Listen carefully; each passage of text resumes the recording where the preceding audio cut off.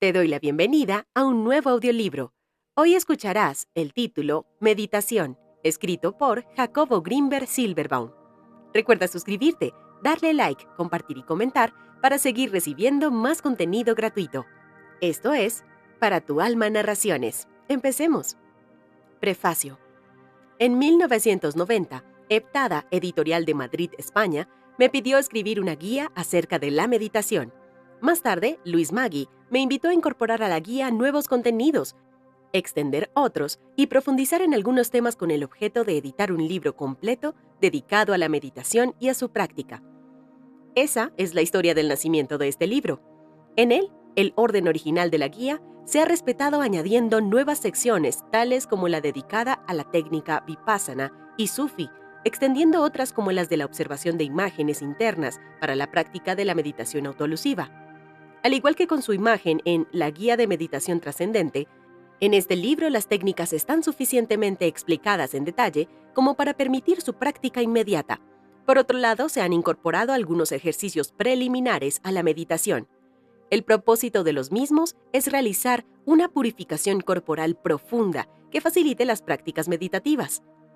Estos ejercicios están añadidos al principio del texto y la mayoría se derivan de las tradiciones hindú, budista, taoísta y chamánica. El orden de estos ejercicios no es azaroso, sino que sigue una secuencia lógica y ampliamente probada por el autor.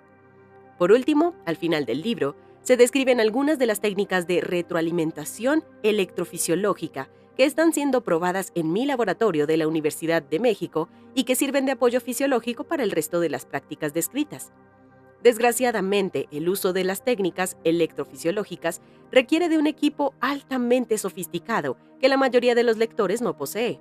Por ello, su inclusión no se hace con el fin práctico, sino únicamente ilustrativo y porque son un ejemplo de la confluencia entre la ciencia y la meditación clásica. Jacobo Grinberg Silverbaum, Ciudad Universitaria, México, 16 de julio de 1990. Introducción. De la misma forma en que es posible definir etapas de crecimiento individual, tales como la infancia, la pubertad, la adolescencia, la madurez orgánica del adulto y la vejez, también las sociedades y la humanidad en su conjunto cumplen procesos de desarrollo. Estos están determinados por tendencias globales que afectan en mayor o menor grado a todos los individuos.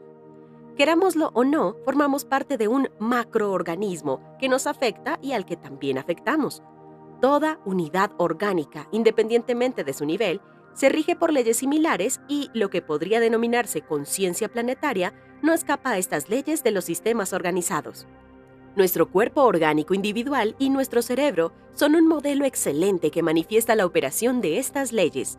Estamos constituidos por una cantidad casi astronómica de células organizadas en tejidos, órganos y sistemas. Cada célula de nuestro cuerpo es una unidad que elabora y procesa su alimento, lo desecha y cumple una función. En estas estructuras egocéntricas de comodidad, tal y como Alberto Guevara Rojas denominaba a las células de nuestro cuerpo. Pero al mismo tiempo, cada célula contiene un modelo de información acerca de la totalidad y es influida por la unidad orgánica de la cual forma parte. Esta situación en la que cada elemento de una totalidad posee cierto grado de independencia, pero simultáneamente de dependencia con respecto a la unidad de la cual forma parte, y por otro lado ejerce una función específica que contiene al mismo tiempo información del conjunto, se observa en toda organización. En el cerebro humano impera la misma situación. Cada neurona contiene la información de todo el cerebro y depende, para funcionar, de la integridad cerebral, pero simultáneamente posee cierta independencia con respecto al conjunto y realiza funciones específicas. La física contemporánea, en uno de sus capítulos, la óptica holográfica, ha desarrollado un modelo, el holográfico, basado en las consideraciones anteriores. Un holograma es una fotografía tridimensional en la cual cada una de sus partes contiene información acerca de la totalidad. De acuerdo con el método holográfico, todo el universo es un holograma, porque en el espacio también cada uno de sus puntos concentra información acerca de la totalidad. El organismo global que podríamos llamar humanidad, viviendo en la superficie de un planeta inmerso en el espacio, constituye desde una perspectiva global un solo cuerpo orgánico vivo y activo. En dicho organismo se manifiestan las mismas leyes holográficas de organización. Para que un organismo pueda ser catalogado como tal, se requiere que existan interacciones entre todos sus elementos. Sabemos, por los últimos descubrimientos psicofisiológicos, que el cerebro humano mantiene un constante intercambio energético con el resto de los cerebros a través de la creación y de la expansión de campos neuronales. Sabemos también que estos campos crean una especie de red de interacciones sostenidas por la estructura del espacio. Esta red vibrante, viva y dinámica constituye el nivel más refinado de la noósfera, y en ella se inscribe el conjunto de la actividad cerebral de la especie humana. La psicofisiología denomina esta red hipercampo y podría definírsela como el sustrato energético estructural de la conciencia planetaria. Cada ser humano recibe influencias del hipercampo que nutren su conciencia individual, y a su vez cada cerebro individual afecta al hipercampo, modificando su estructura. Cada ser humano, a su vez, contiene toda la información del hipercampo y depende del mismo, pero simultáneamente cada uno de nosotros posee cierto grado de independencia y ejerce una función específica dentro de la gran trama de acontecimientos. Por ello, la conciencia planetaria, su estructura energética, el hipercampo, y su cuerpo orgánico, el planeta Tierra, forman un cuerpo unificado que se desarrolla y cursa su vida a través de diferentes etapas, al igual que cada uno de sus elementos. Dice la Kabbalah que el verdadero misterio es la unidad. Para una célula de nuestro cuerpo, las influencias que recibe provienen de una unidad misteriosa, inaccesible y trascendente. Para la conciencia individual, que se sitúa en la punta del iceberg de su unidad corporal, las influencias que recibe provenientes del hipercampo también constituyen un misterio. Algunos seres humanos no han sido capaces ni siquiera de conocer los misterios de su propio cuerpo. Actúan como si su conciencia estuviese localizada en alguno de sus estados celulares y no en su unidad corporal. Por ello, su mente es dominada por el misterio de esta unidad. Otros han subido un peldaño y parecen ser más dueños de sí mismos. Conocen su cuerpo y ya no son dominados por él. Otra clase de individuos que ha trascendido del misterio de su unidad corporal y comienza a tener activos del hipercampo y de la conciencia planetaria, percibe algunos de sus flujos y sus dinámicas. De entre nosotros, sin embargo, casi nadie ha sido capaz de llegar a la unidad hipercámpica y, por lo tanto, a la conciencia planetaria. Cada paso de desarrollo expansivo, cuando es genuino, alimenta la conciencia individual con una especie de gozo, ya que la expansión de la conciencia, al producirse, conecta al individuo con la misma energía que ha activado la evolución de las unidades complejas a partir de los elementos simples. Poseemos un cuerpo orgánico constituido por miles de billones de elementos organizados e interactuantes. Para llegar a este milagroso portento de la unidad corporal, desde el principio de los tiempos tuvo que existir una tendencia hacia la unificación. De esta forma, un electrón se unió con otro protón, dando lugar al primer átomo, el hidrógeno. Esta unidad relativamente simple se unificó con otras unidades de su mismo nivel para producir una totalidad más compleja, el helio. A su vez, el helio sufrió un proceso similar y poco a poco se fueron creando unidades más complejas de un mayor número de elementos organizados. Apareció el carbono y después la célula, el tejido y el órgano, producto formidable de la tendencia universal hacia la unificación, centralidad y complejidad, tal y como las denominaba Teilhard de Chardin, el primer pensador que fue capaz de darse cuenta de la dirección de la energía evolutiva. Decía antes que cada paso que la conciencia individual da en el camino de su expansión hacia la unidad llena de gozo. Este gozo es el acceso al misterio de la unificación. Si una célula de nuestro cuerpo fuera capaz de tener acceso a nuestra conciencia individual, resplandecería iluminada por su unidad con la totalidad de la cual forma parte. De la misma manera, un ser humano que logra alcanzar la unidad con el hipercampo y con la conciencia planetaria se llena de gozo al lograr la unidad de su conciencia individual con la totalidad a la que pertenece. A este acceso de un elemento hacia la totalidad del organismo, del cual forma parte, lo llamamos expansión de la conciencia. Este escrito pretende ser un manual práctico para lograr esa expansión de la conciencia. En él intentaré describir una serie de técnicas cuya práctica permite tal expansión. Estas técnicas son verdaderos instrumentos del desarrollo de la conciencia y son denominados, genéricamente, técnicas de meditación. Antes de presentar estos instrumentos, quisiera reflexionar acerca del estado de la conciencia planetaria y del hipercampo, porque de un análisis serio del mismo se desprenderán muchas ideas acerca de la finalidad actual de la meditación y de su uso. En otras palabras, sabiendo el estado de la unidad planetaria a la que pertenecemos, seremos capaces de ejercer nuestro derecho a influirla en una dirección adecuada y a colaborar en su evolución. A su vez, este impulso contribuirá al desarrollo de una unidad todavía más trascendente y expansiva. Esta idea no es novedosa. Los antiguos olmecas basaron su cosmovisión y su organización como imperio en el conocimiento de las influencias cósmicas. Sus dirigentes eran grandes iniciados que afirmaban que el significado de la vida de cada hombre y el sentido de una sociedad organizada era el crear instrumentos, tanto individuales como comunitarios, para colaborar y favorecer el desarrollo del cosmos como un todo. En este sentido, cuando afirmó que la conciencia individual forma parte de una conciencia planetaria y que la estructura energética de la misma es el hipercampo y su cuerpo orgánico, el planeta Tierra, no estoy suponiendo que esta unidad sea el último nivel al que podemos tener acceso. Más allá del hipercampo y de la conciencia planetaria, existen otros estratos de unificación. También el instrumento adecuado para tener acceso a ellos es la meditación. Las etapas del desarrollo de la conciencia planetaria. El planeta Tierra es un organismo vivo. Al igual que el cuerpo humano, posee diferentes estratos de organización que colaboran entre sí para mantener cierto equilibrio. Este equilibrio, sin embargo, no es estático. Dentro de su organización coexisten estructuras más o menos fijas y otras capaces de modificarse a sí mismas, y con ello explorar nuevas avenidas y caminos de organización global. El cerebro, como modelo de organización, también posee diferentes niveles, unos más estables que otros. Para que el cerebro se conserve como tal, debe poseer una estructura relativamente estable que sirva para mantener su unidad y evite una dispersión funcional que podría resultar catastrófica. La estructura que mantiene la unidad cerebral está constituida por un armazón anatómico de circuitos estables. Estos se han desarrollado a lo largo de millones de años y son comunes a todo cerebro humano.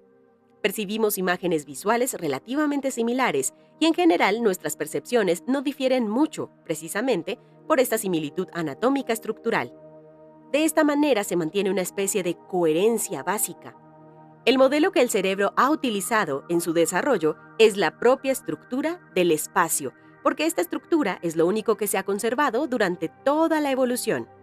Esta estructura es holográfica, ya que cada uno de sus puntos contiene la información de la totalidad.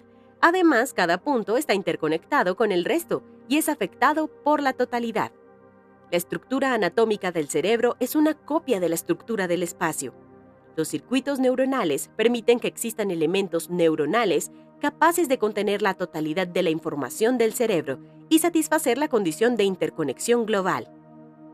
La coherencia básica mantiene una constancia cerebral fundamental, pero permite un considerable grado de libertad para la exploración de cauces novedosos de operación. Existen funciones cerebrales que, sostenidas por la coherencia basal, activan operaciones disidentes en zonas de coherencias locales. Cuando estas zonas heterogéneas logran éxito en sus operaciones de codificación, afectan los niveles de coherencia basal y determinan una evolución de todo el funcionamiento cerebral. En este sentido, las operaciones locales son individuales y en principio acontecen en cada cerebro. El pensamiento abstracto, los nuevos desarrollos de filosofía y la proposición de novedosos paradigmas de la ciencia son ejemplos del producto de las operaciones de coherencia local en el cerebro de algún pensador aislado. Poco a poco, estos desarrollos novedosos afectan a la conciencia de otros individuos y cuando el número considerable de estos comparten las mismas operaciones locales, se altera la misma estructura del hipercampo y, por lo tanto, la de la conciencia planetaria. He mencionado anteriormente que la psicofisiología contemporánea está descubriendo la existencia de influencias directas entre diferentes cerebros presuntamente basadas en la interacción entre campos neuronales. Esta interconexión es la que permite que la coherencia local modifique a la basal. Una situación similar acontece para el cuerpo vivo en el planeta. En él coexiste una estructura fija que mantiene una cohesión global y una unidad básica. Esta estructura está construida por la organización de los materiales inorgánicos, del suelo y de los mares, las montañas y los estratos geológicos. Por encima de esta está la biosfera, con un menor grado de fijeza y mayor capacidad de cambio. Esta capa de la vida planetaria tiene un equilibrio ecológico necesario para la subsistencia de todo el sistema. Por último, la noósfera, una estructura energética de sorprendente flexibilidad, constituye la capa de exploración de los nuevos cauces de desarrollo. Su coherencia local es capaz de modificar la coherencia basal de todo el sistema, ya sea apoyando su desarrollo o afectándolo negativamente. La conciencia planetaria y aún el hipercampo mismo no dependen de la existencia de una sola de las capas o niveles antes mencionados, sino de todas al mismo tiempo. Desde los teóricos de la Gestalt sabemos que el todo es mayor que la suma de sus partes y que una unidad organizada es una sinergia con propiedades no localizadas en los elementos aislados que forman parte de ella, sino de sus intercambios y organización. De esta forma, la conciencia humana y la conciencia planetaria dependen de la estructura física y geológica de la Tierra, de la biosfera y de todas las influencias atmosféricas y cósmicas que existen, así como de la actividad cerebral y de los campos neuronales individuales. En otras palabras, el hipercampo contiene todos los niveles, es afectado por ellos y aunque constituye el nivel más cercano a la experiencia consciente de quien esté en unidad con él, no se encuentra desligado de todas las influencias que lo alimentan. Al igual que la conciencia individual, no se encuentra separada de las condiciones corporales. Las etapas del desarrollo de la conciencia planetaria son en general 3. La primera se asocia a la estructura física y geológica del planeta. La segunda aparece con la vida orgánica en todas sus variedades y formas, dando nacimiento a la biosfera. Y la tercera, por último, aparece cuando se desarrolla la actividad cerebral y se crea la noósfera. En las secciones siguientes intentaré explorar la capa noosférica y analizaré profundamente el producto de la actividad cerebral humana, sin que esto quiera decir que esta unidad activa se encuentre desligada de las otras. Las etapas de la conciencia humana. De acuerdo con Virginia Sánchez, una socióloga mexicana, es muy probable que los primeros seres humanos que lograron una expansión y un desarrollo de la conciencia hayan sido las mujeres. Fueron ellas las que primero tuvieron que conocer la capacidad de su propio cuerpo para crear otra vida y las que reconocieron la identidad entre sus propios ciclos orgánicos y los de la naturaleza. Sus ciclos menstruales guardaban cierta relación con los cambios lunares, el periodo de sus embarazos y la similitud de estas funciones con las de los animales necesariamente tuvieron que provocar en las mujeres la sensación de pertenencia a un orden global. La relación entre el coito, el embarazo y el nacimiento de los hijos permaneció como 3 eventos desligados entre sí para el hombre, el cual no tenía necesidad alguna de encontrarles relación. En cambio, para la mujer, tarde o temprano, los 3 eventos tuvieron que parecer ante su conciencia como ligados por un orden casual. La mujer no podía separarse de su condición de ser generadora de vida, ni tampoco desconocer a sus hijos como propios, porque los veía surgir de sí misma, del interior de su propio cuerpo. Las funciones maternales y de cuidado de la progenie tuvieron que crear en la mente femenina una conciencia de mayor unidad con el resto y un mayor conocimiento del cuerpo que en el caso del hombre. El hombre se mantuvo como un ser desarraigado, mientras que la mujer empezó a desarrollar condiciones de cuidado, responsabilidad y un sentido de pertenencia con la tierra y sus criaturas, sus ciclos y condiciones que la hicieron superior en su capacidad de organización social. En algún momento, la percepción de la magia de la creación y de la tierra, como un ser viviente similar a ella, impregnaron la conciencia femenina e impulsaron un deseo por compartir y apoyar la dinámica terrestre. Por ello, de acuerdo con la misma Virginia Sánchez, las primeras sociedades humanas fueron matriarcales y la conciencia imperante fue la femenina. El hombre al mismo tiempo activó una movilidad y un sentido de libertad con respecto a las restricciones femeninas de maternidad, sedentarismo y cuidado de la progenie, que desarrollaron en él otro tipo de conciencia más desligada de la cotidianeidad y por lo tanto más abstracta. Él, al igual que los animales que cazaba, era móvil y su supervivencia dependía de su capacidad de vencer y de su estrategia para hacerlo. La agricultura tuvo que ser inventada por las mujeres, lo mismo que los poblados fijos y las formas de organización que apoyarían la estabilidad. la guerra y la necesidad de conquista y poder fueron invenciones masculinas. En algunas zonas del planeta, los hombres se acoplaron a la conciencia femenina y aceptaron sus valores, su capacidad de respeto al entorno y su tendencia a sacralizarlo, mientras que en otras el hombre arremetió contra este gobierno, afirmando la fuerza de su posición masculina. La sociedad matriarcal, sedentaria, organizada, respetuosa con la naturaleza, cuidadosa con el entorno y unida a él, fue conquistada por la visión masculina agresiva, móvil, activa y guerrera. Fue establecido en el planeta un periodo de predominio patriarcal que aún perdura en nuestros días.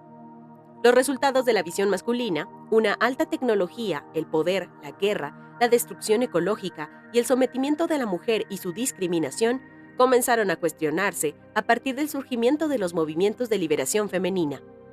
Una considerable y cada vez más extensa cantidad de habitantes de nuestro planeta dirigen su mirada hacia la paz, el entorno y el respeto a la ecología, el amor y la ternura, y sobre todo la necesidad de cooperar y no competir, de unificarse y no separarse. Parecerían ser el resultado del surgimiento de la conciencia femenina y su protesta por los destrozos provocados por el dominio de la conciencia masculina. En la actualidad, el movimiento de la conciencia planetaria parece inclinarse hacia el logro de una unidad de los dos principios. Los nuevos desarrollos de la física de frontera, la apertura de casi todas las corrientes místicas, la necesidad de sacralizar la vida cotidiana, el repudio a la guerra y el respeto hacia la naturaleza, unidos a la necesidad de utilizar toda la tecnología con los mismos fines, indican un cambio en la dirección de la unificación. Parecería que estamos viviendo el final de una era y el comienzo de otra. Cada vez es más necesario e importante el desarrollo y la utilización de instrumentos que ayuden al desarrollo y la expansión de la conciencia hacia esta unidad. La meditación como instrumento de la expansión de la conciencia. La meditación tuvo que haber sido un invento femenino. En cambio, su sistematización no lo fue. Todas las referencias que conocemos indican que los grandes creadores de las religiones y los principales inventores del conocimiento y las técnicas meditativas fueron hombres. Patanjali, Buda, Jesús, Lao Tse, Mahoma, Moisés, los profetas, Milarepa, Shimon Bar Yochai y más recientemente San Juan de la Cruz, Isaac Luria, Israel Bar Shem Tov, Ramakrishna, Yogananda, Vivekananda, etcétera, etcétera. Quizás todos ellos lograron unificar sus principios masculinos y femeninos y aprovecharon su capacidad de abstracción y su desapego con el resto a lo concreto para explorar su propia conciencia, sus relaciones con Dios y el cosmos, dando lugar a verdaderas hazañas en la creación de sistemas sublimes de autoconocimiento y expansión de la conciencia.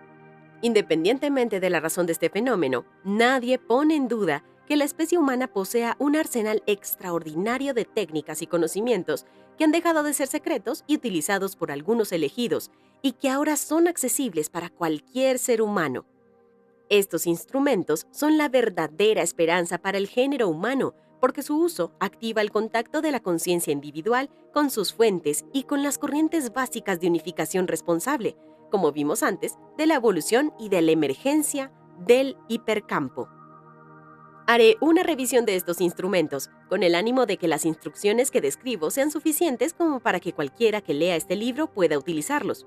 No existe mejor maestro que uno mismo, y mi confianza está depositada en el lector, en el sentido que presupone que él será el mejor juez para decidir qué técnica le conviene más o se encuentra más cercana a su fin y a su propia naturaleza individual. Esto no quiere decir que repudie la idea de contar con un maestro vivo y presente, experto en la utilización de una o varias técnicas. El contar con una guía de tales características es un privilegio que debe ser aprovechado cuando se presenta, pero su ausencia no debe impedir la exploración personal y aislada. Precisamente, esa es la motivación de este escrito: ofrecer la oportunidad de empezar a conocer estos instrumentos a quienes no han tenido la suerte de contar con un maestro o para los que la idea de contar con uno no resulta atractiva.